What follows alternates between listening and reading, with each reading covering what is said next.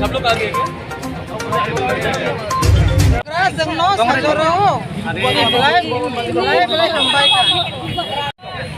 नहीं, मैं यहाँ में आया था तो हम लोग का सब ओमपी से अपना तिप्रसा लोग हैं। तो हम लोग का ये मॉलसॉम है, यहाँ में टाइपिंग है। तो मुझे लगा कि मुझे कुछ हेल्प करना चाहिए, तो मैंने अपने पॉकेट से यहाँ में जो 27 लोग हैं सबको 1,000 रुपये अपना पॉकेट से दे दिया। बुईसू आ रहा है, नया साल आ रहा है, गरिया आ रहा है, तो हमारे तरफ से सबको हमने 27,000 रुपये दे दिए। ठीक, और काम